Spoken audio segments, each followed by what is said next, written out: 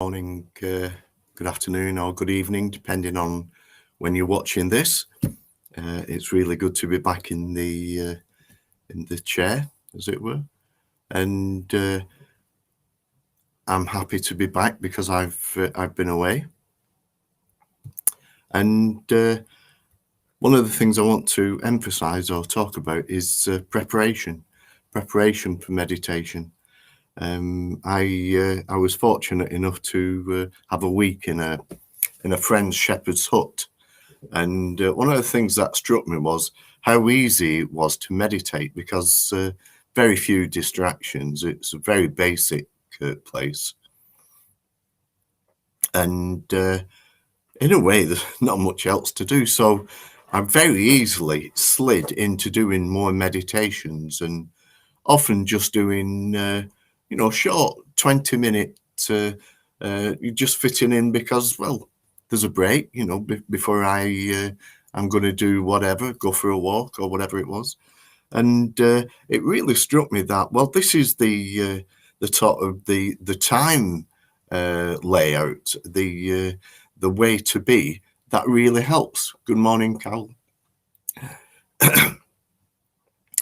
So setting up the right conditions seems to be pretty crucial, seems to be really important. So even just getting this idea of preparation sort of embedded in your mind, because immediately we finish, 7:35 or whatever it is, you're preparing, whether you're aware of it or not. Morning, Isabel. You're preparing for the next meditation the next day. Morning, Ratnagita. So that's something to bear in mind, isn't it? That your whole day is a preparation for the next meditation. You're going to experience the fruits of what you've been doing. So if possible, try and get into the habit and routine of having more meditative periods. Perhaps spend a bit of time just sitting with a cup of tea. We used to call it in Leicester, we used to call this GBA. DBA, sorry. Doing barely anything. DBA. Morning, Jenny. And really useful to sort of spend time. You might just be sitting listening to music, just sitting looking out the window, but all that quiet, more meditative time is contributing to a better meditation when you do actually come to sit and do what you might call your formal meditation. So thinking in terms of preparation, leaving spaces. I've just put aside my to-do list. We need to forget all that and try and have a bit of time where you're sort of in touch with a more meditative, a quieter, a more still. You could even say to yourself, a bit of stillness now, a bit of quiet, a bit of stillness. So that theme of preparation has really struck home for me. And as I say, I think it's an ongoing thing. We can do it all the time. So we've just got another minute. So as I say, I was in this shepherd's hut, and the simplicity of life is really remarkable.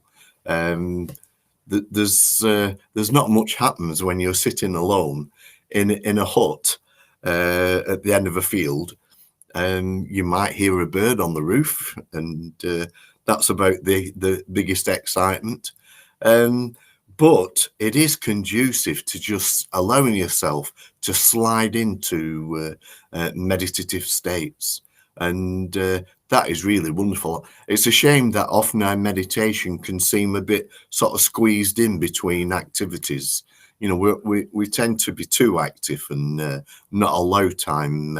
Was it Wordsworth who said, "What is this life so full of care if there's not enough time to stop and stare?" So we do need time to stop, and whether we stare or not, or just enjoy the mindful stillness. I mean, how are we going to be aware of our bodies? How are we going to be aware of how we are if we're not allowing time for stillness? Good morning, Sarah, Jenny, Chris. Yeah, so we can get started now. I'm turning to Vasantra again, this wonderful book, The Heart by Vasantra. And I think I might have read this quote before, but it's a really useful tip that he provides, he gives.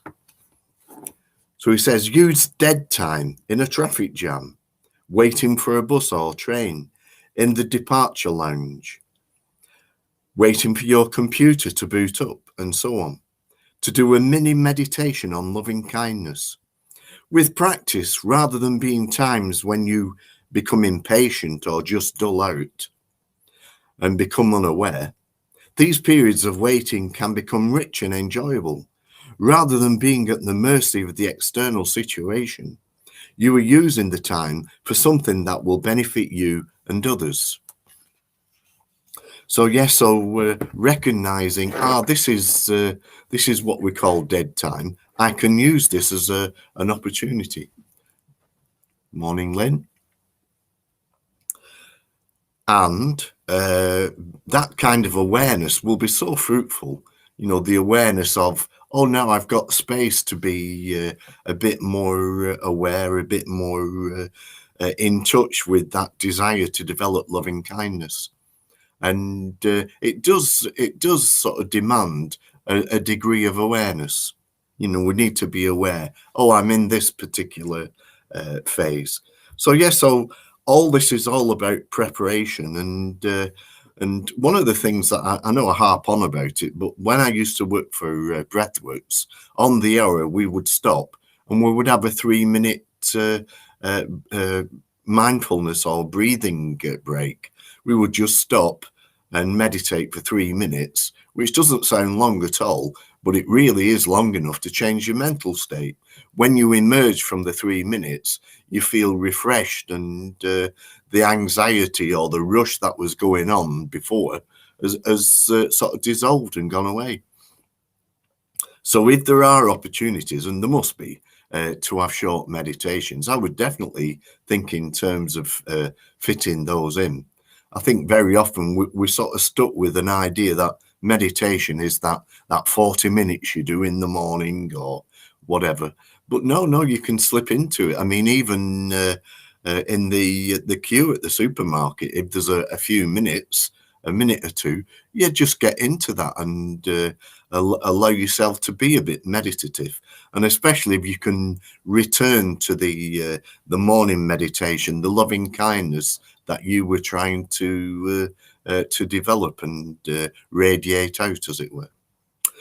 So we're going to do loving kindness meditation. And as usual, it's in the 5 stages.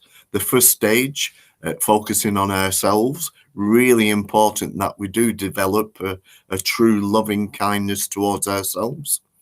Then we focus on a good friend, a so-called neutral person, someone we don't yet know. And then the person we're finding difficult. And finally, we start to take out the loving kindness, or even the intention, we start to take it out to the wider world.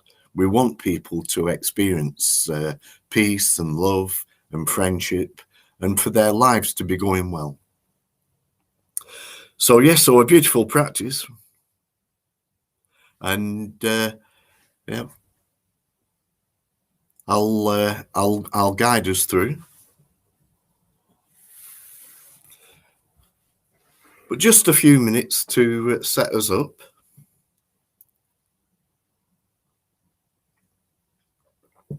If we can be more in touch with our bodies, we're starting off in a better position for meditation. Morning, Kathy. Oh, somebody on solitary. Well done. Yeah, so a short body scan will help us to get into the right space, I think. And to start, closing our eyes, but being aware of the top of the head.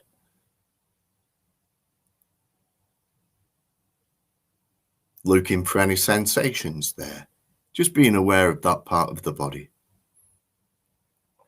Now, Alex does a really excellent body scan, But we can do the essentials, the essential elements every time we meditate. So I bring my attention down to my forehead, and if there's any tension there, it's good to sort of lightly brush that away, or even say to yourself, release and let go. And gradually move down the face, your eyes, nose, then the mouth. Be aware of the lips, whether they're moist or dry. Then the teeth and the tongue. You just bring in your awareness from the thinking into the physical experience. So be aware of the chin, and then the ears. Sometimes the ears can feel the cool air of the room. And then move to the back of the head. And again, because it's a place where tension can gather, just brush away any tension. Imagine any tension just floating down the neck, being lightly brushed away down the back into the seat. And be aware of the throat. And now the shoulders and the chest area. And here you can be aware of the feel of any clothing hanging on the shoulders. It all helps you to be into your physical experience. And be aware of the stomach and that movement as you breathe in and out.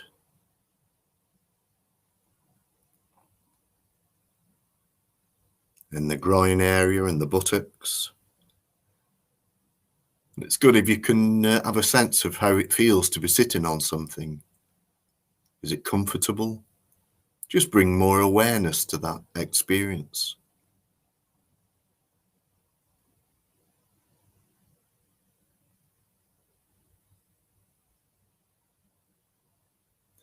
Then take your awareness to the upper part of the back, around the shoulder blades. Then follow all the muscles down the back, down to the lower back.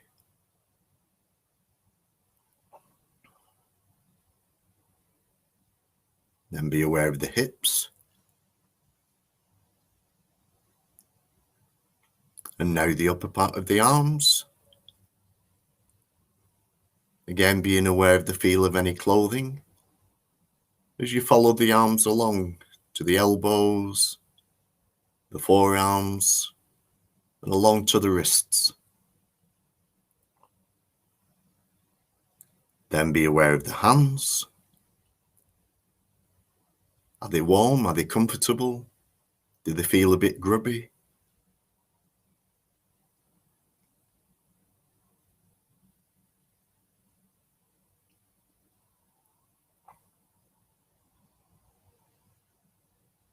Now take your awareness to the upper part of the legs, around the thighs.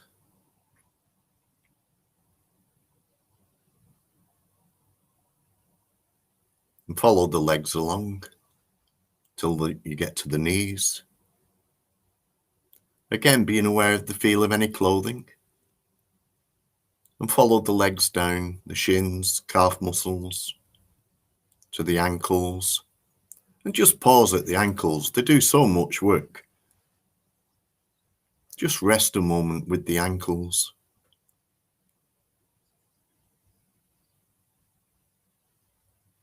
And then the feet, the upper part of the foot, the heels, the soles of the feet, the contact with the ground, and then finally the toes.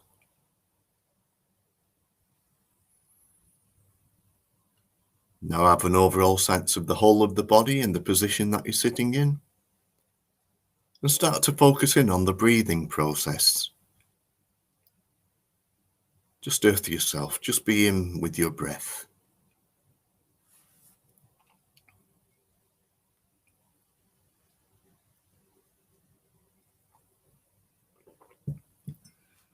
So the development of loving kindness, starting with focusing on ourselves and developing self-love.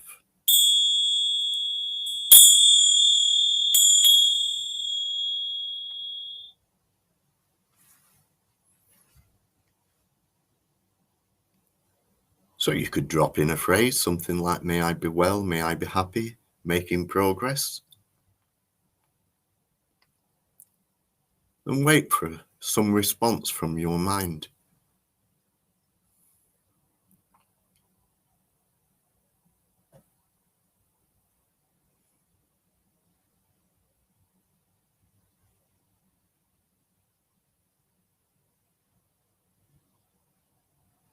You might remember a time when you were happy.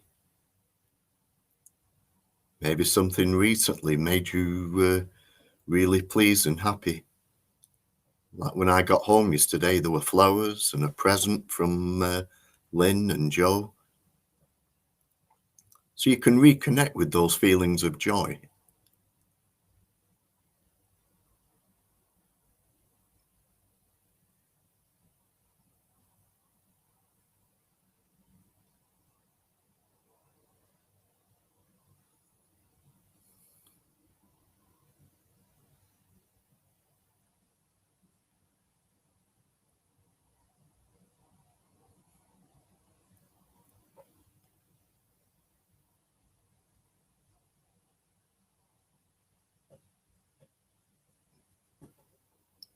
Perhaps remember activities that you really enjoy, like playing music,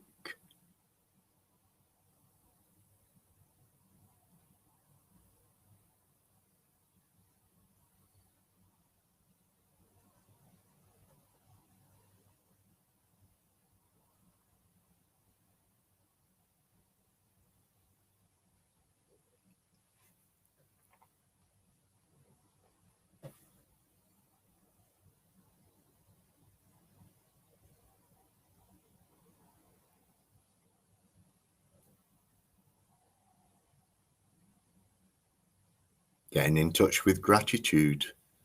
We have so much in our lives to be grateful for.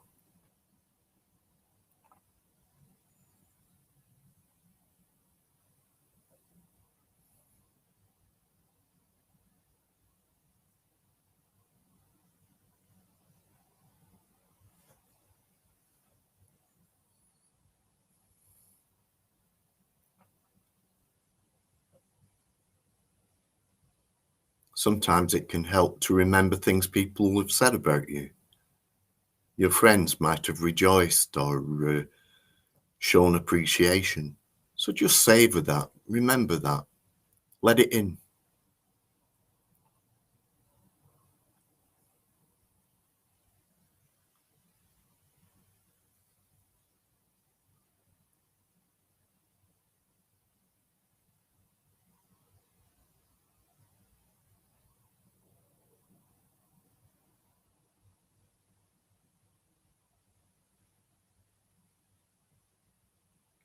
We should savor those moments.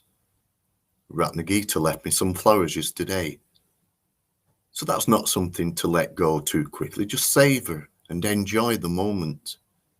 In a way, the fragrance of the moment.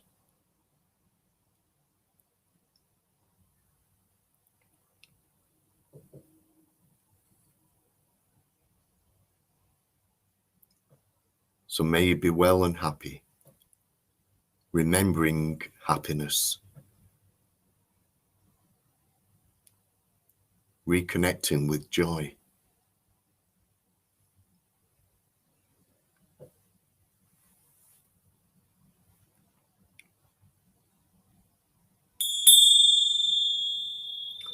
So in the second stage, we're wishing a good friend to be happy and well.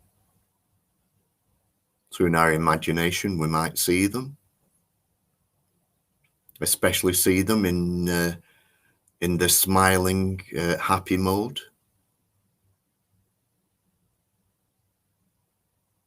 And we connect with our feelings of love for them.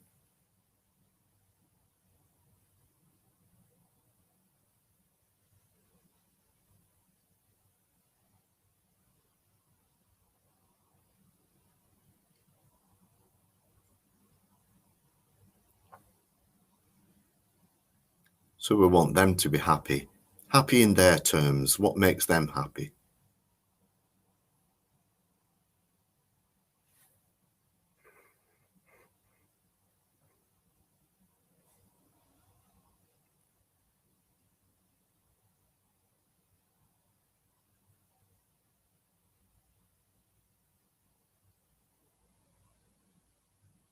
We might remember times we spent together. And in a way, it's not just seeing them, you sort of feel them, you feel their presence. So you can reconnect with that in the meditation. Get a sense of them being there.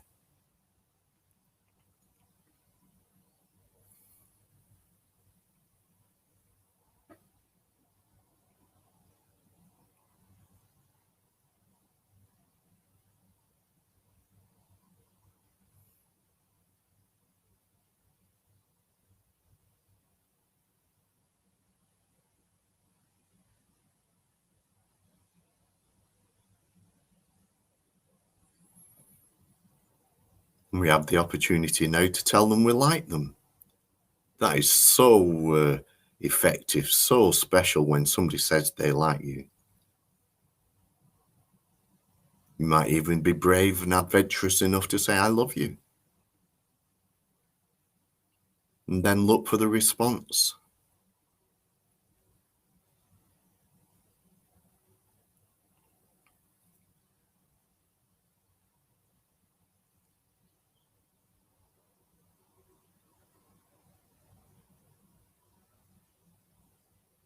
It's really important not just to experience the metta, the loving kindness, but to express it.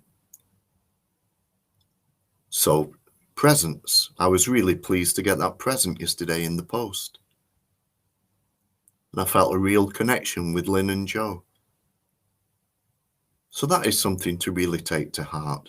Don't just feel the love, express it in the best ways you can.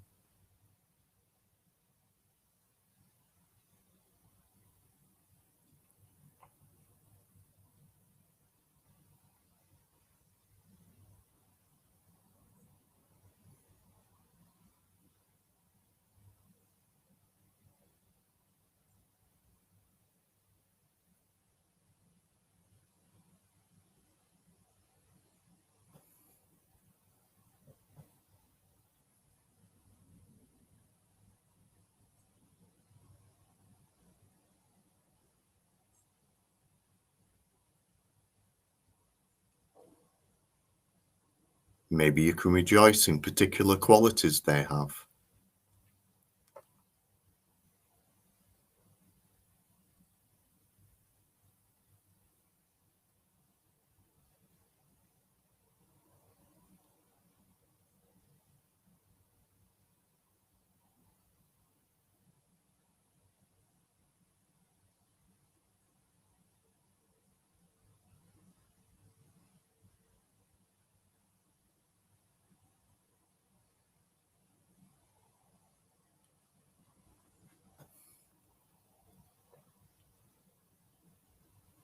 Wishing them well, looking forward to seeing them again.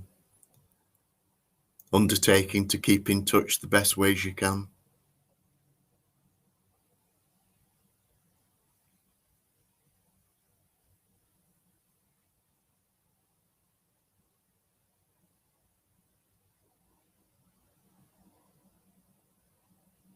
So yes, may they be well and happy.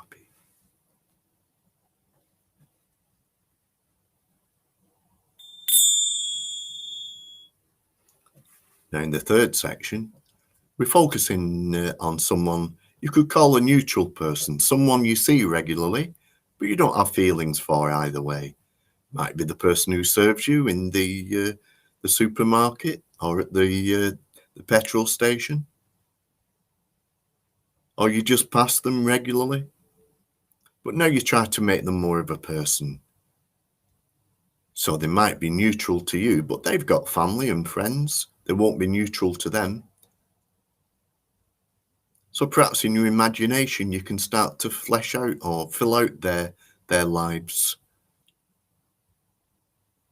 They are more than that little contact you have with them. They've got their own desires, their dreams, their qualities, even their sadnesses and losses. They're a human being just like we are, just like you. So may they be well and happy. May their lives be going well.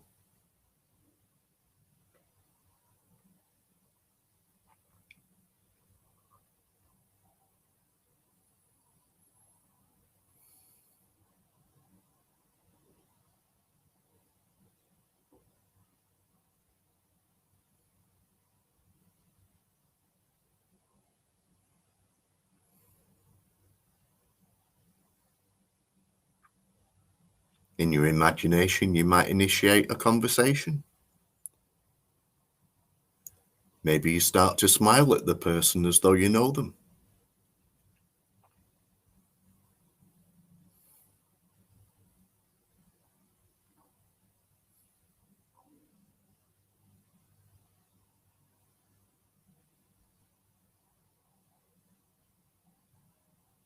Very often you start a conversation with a stranger and you just feel that you really get on. You seem to have so much in common.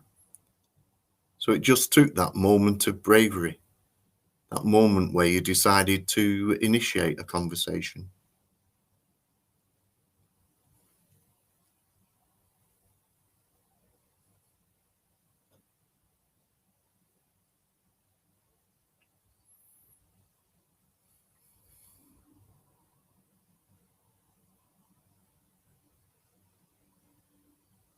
So just try to see them as more of a rounded human being with their own lives, their own friends and family.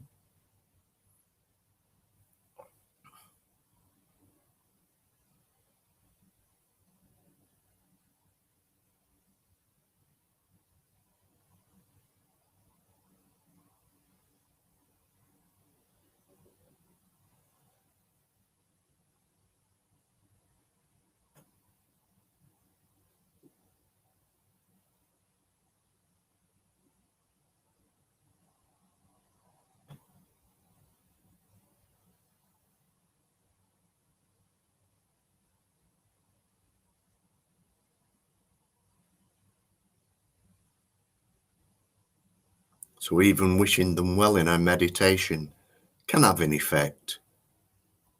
I'm sure it will communicate somehow.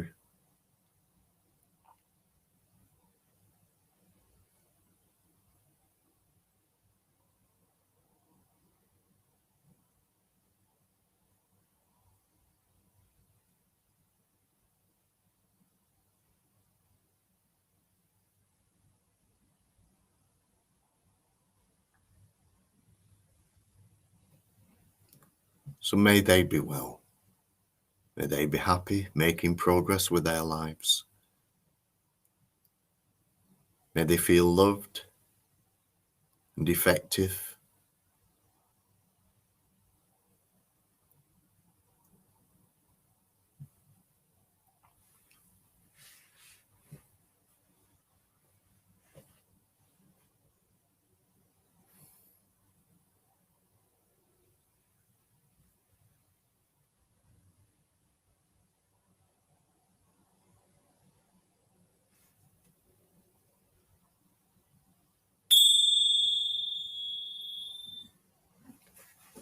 Now into the fourth section.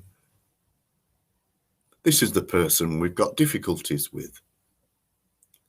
They might find us difficult too.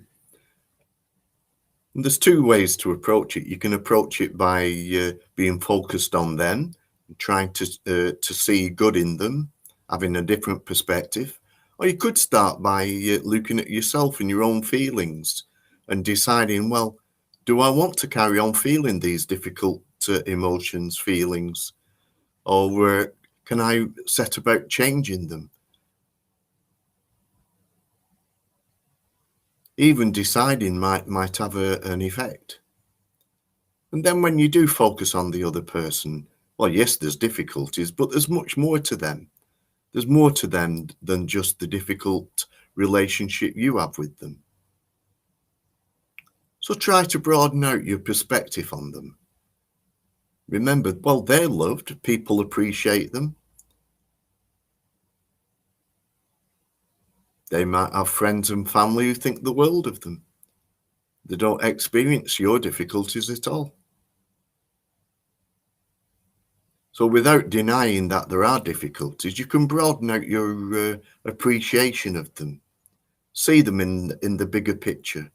They're a human being, a lot like you. And if they've done something, well, perhaps the beginning of forgiveness can be what you start to focus on. You don't want to carry on with the difficult feelings. That's poisonous. And if it's all too difficult, you can always retreat. You can always go back to the first stage and developing love and kindness for yourself again. But it's such major work. This is what's going to change our lives. Learning to forgive, learning to let people be themselves, learning to let go of difficult feelings we have for them. Forgiveness is such a beautiful thing. So may they be well. We might not feel gushing love straight away, but we can have the intention. In our heart of hearts, we don't want to be feeling ill will towards people. We do want to turn it round. So this is the magical part of the practice, to turn difficulties into opportunities.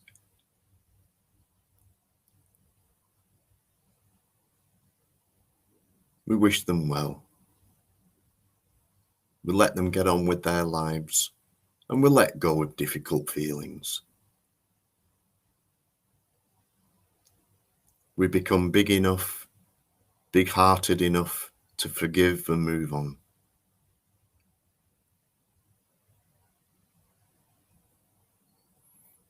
And if that seems too much of a tall order, we can approach it gradually. We can return to it again tomorrow. But we have that intention.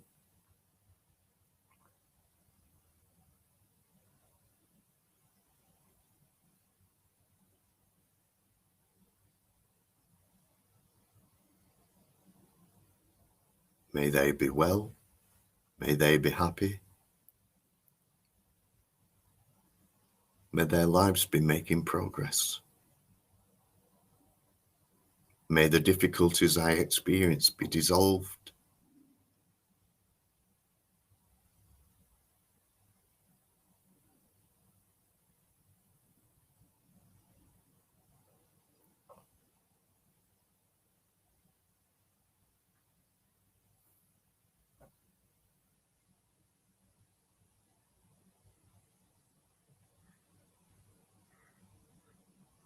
They're a human being just like us, with their own lives to follow, their own dreams, people they love.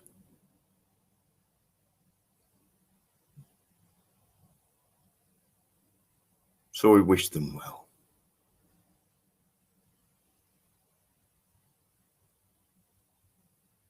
We start to turn round our difficult feelings and wish them well.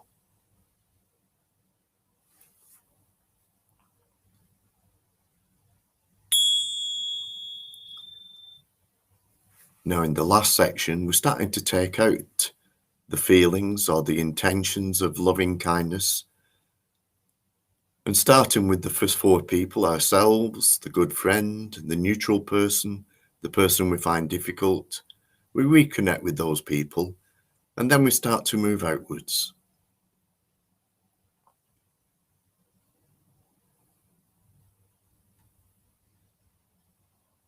So everyone in your immediate environment, in your household, may they be well, may they be happy, may they experience peace.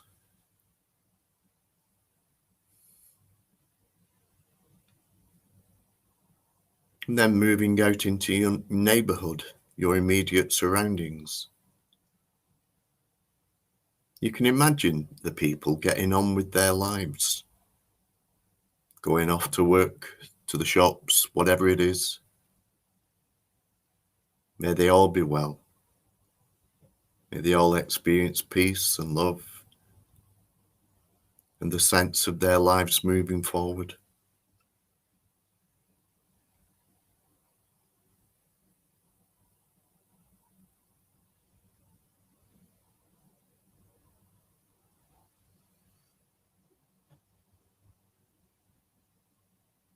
Moving forward, moving outwards again. Maybe you see the whole of your town or your city.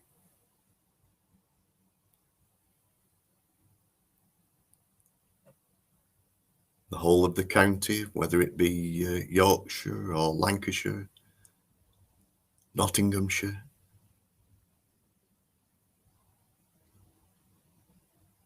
In your imagination, you can see all these people getting on with their lives. May they all be well.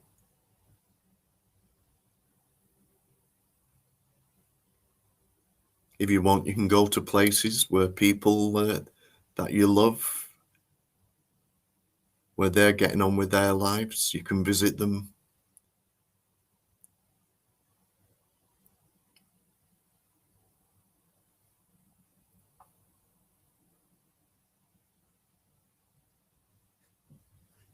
All these people in all these different places, right around the country.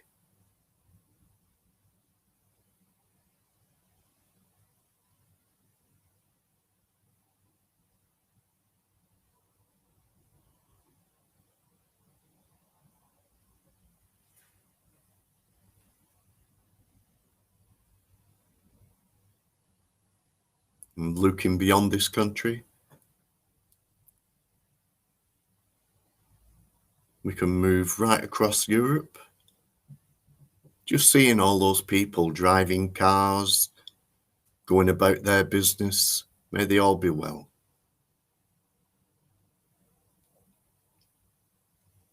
And carry on right round the world. There's no borders.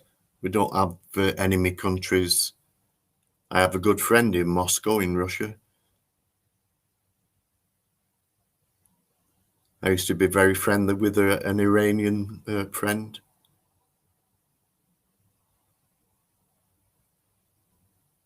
So loving kindness is what we want right round the world.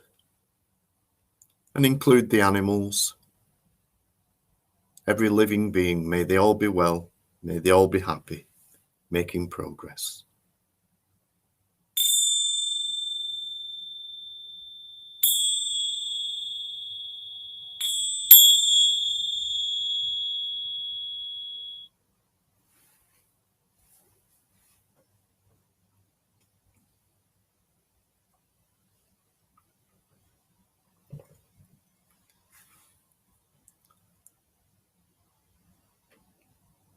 So if you want to, you can spend a moment or two just winding down, coming out of the meditation. It's very useful. It's supposed to be important the way you end your meditation, because in a way, the way you end is setting yourself up for the start of the next meditation. So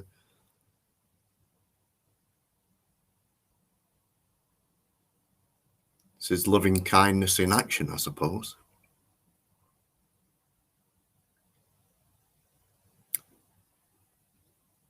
So thanks for being with me, everyone who's been here. And I wish you well. Hope your day goes well. And hopefully we do carry forward just a little bit of this this practice, what we've been trying to bring into being or cultivate. Yeah. Thank you, Stuart. Yeah. So everybody have a great day. There's a bit of sunshine around, and we're developing our inner sunshine, as it were, if that's not too corny.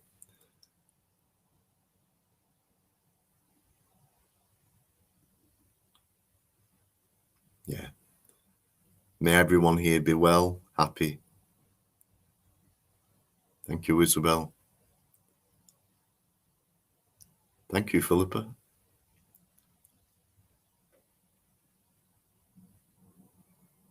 Yeah, it's an interesting thought, Sarah, that we're not just wishing people well, we learn from that as well. It's an insightful practice to see how similar we are to others and how connected we are. So yeah, so that's a very good point. You know, we do realize something quite deeply. So go well today. Thank you.